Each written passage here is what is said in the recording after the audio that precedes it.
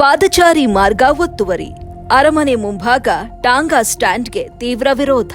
ಕೇಂದ್ರ ಸರ್ಕಾರದ ಪ್ರವಾಸೋದ್ಯಮ ಸಚಿವಾಲಯ ಜಾರಿಗೆ ತಂದಿರುವ ಸ್ವದೇಶ ದರ್ಶನ 2.0 ಯೋಜನೆಯಡಿ ಮೈಸೂರಿನಲ್ಲಿ ಹೆರಿಟೇಜ್ ಎಕ್ಸ್ಪೀರಿಯನ್ಸ್ ಝೋನ್ ಅಭಿವೃದ್ಧಿ ಮಾಡುವ ಪ್ರಸ್ತಾವನೆಗೆ ಸಂಬಂಧಪಟ್ಟಂತೆ ವಿವಾದ ಎದ್ದಿದೆ. ಯೋಜನೆ ನೆಪದಲ್ಲಿ ಅರಮನೆ ಮುಂಭಾಗದ ಪಾದಚಾರಿ ಮಾರ್ಗದಲ್ಲೇ ಟಾಂಗಾ ಸ್ಟ್ಯಾಂಡ್ ನಿರ್ಮಿಸಲು ಮುಂದಾಗಿರುವ ಕ್ರಮಕ್ಕೆ ಮೈಸೂರಿನ ನಾಗರಿಕರು ತೀವ್ರ ವಿರೋಧ ವ್ಯಕ್ತಪಡಿಸಿದ್ದಾರೆ. ಸ್ವದೇಶ ದರ್ಶನ 2.0 ಯೋಜನೆ ದೇಶದ ಪ್ರಮುಖ ಪ್ರವಾಸಿ ತಾಣಗಳಲ್ಲಿ ಮೂಲಸೌಕರ್ಯ ಅಭಿವೃದ್ಧಿ, ಪ್ರವಾಸಿಗರಿಗೆ ಉತ್ತಮ ಅನುಭವ ಒದಗಿಸುವುದು ಹಾಗೂ ಸ್ಥಳೀಯ ಪರಂಪರೆ ಸಂಸ್ಕೃತಿಯನ್ನ ಉತ್ತೇಜಿಸುವ ಉದ್ದೇಶದಿಂದ ಕೇಂದ್ರ ಸರ್ಕಾರ ಆರಂಭಿಸಿದ ಯೋಜನೆಯಾಗಿದೆ.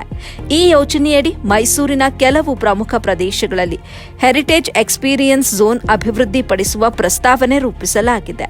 ಈ ಹಿನ್ನೆಲೆಯಲ್ಲಿ Varaha gate tonga stand, Balarama gate tonga stand, Mysuru ಮೃಗಾಲಯ ಪ್ರವೇಶ ದ್ವಾರ ಟಾಂಗಾ ಸ್ಟ್ಯಾಂಡ್, ಕುಕ್ಕರಹಳ್ಳಿ ಕೆರೆ ಸ್ಟೇಬಲ್, ನಜರ್ಬಾದ್ ಸ್ಟೇಬಲ್, ಕುಕ್ಕರಹಳ್ಳಿ ಕೆರೆ ಸರ್ಕ್ಯೂಟ್, ಶಾಪಸಂದ್ ಮಹಾರಾಜ ಸರ್ಕ್ಯೂಟ್ ಹಾಗೂ ಮಹಾರಾಜ ಸರ್ಕ್ಯೂಟ್ ಪ್ರದೇಶಗಳಲ್ಲಿ ಅಭಿವೃದ್ಧಿ ಕಾರ್ಯಗಳನ್ನು ಕೈಗೆತ್ತಿಕೊಳ್ಳಲು ನಗರ ಪಾಲಿಕೆ ನೋ ಅಬ್ಜೆಕ್ಷನ್ ಸರ್ಟಿಫಿಕೇಟ್ ಅಂದರೆ ಎನ್ಒಸಿ ನೀಡಿದೆ.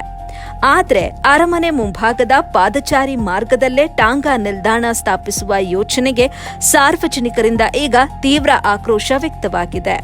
ಪಾದಚಾರಿಗಳಿಗೆ ನಿರ್ಮಿಸಲಾದ ಮಾರ್ಗವನ್ನ ಯೋಜನೆ ಹೆಸರಿನಲ್ಲಿ ಒತ್ತುವರಿ ಮಾಡುವುದು ಅವೈಜ್ಞಾನಿಕ ಕ್ರಮ ಅಂತ ನಾಗರಿಕರು ಟೀಕಿಸಿದ್ದಾರೆ. ಸಂಚಾರ ವ್ಯವಸ್ಥೆ, ಪಾದಚಾರಿಗಳ ಸುರಕ್ಷತೆ ಹಾಗೂ ಪ್ರವಾಸಿಗರ ಸಂಚಾರದ ಮೇಲೆ ಪರಿಣಾಮ ಬೀರುವ ಸಾಧ್ಯತೆ ಇರುವುದರಿಂದ ನಗರ ಪಾಲಿಕೆ ಈ ನಿರ್ಧಾರವನ್ನ ಮರುಪರಿಶೀಲನೆ ನಡೆಸಬೇಕು ಎಂದು ಮೈಸೂರಿನ ಜನತೆ ಒತ್ತಾಯಿಸಿದ್ದಾರೆ. ಹಲವರು ಇದನ್ನ ನಗರ ಪಾಲಿಕೆಯ ಬೇಜವಾಬ್ದಾರಿ ಕ್ರಮ ಅಂತ ಆಕ್ರೋಶ ವ್ಯಕ್ತಪಡಿಸಿದ್ದಾರೆ.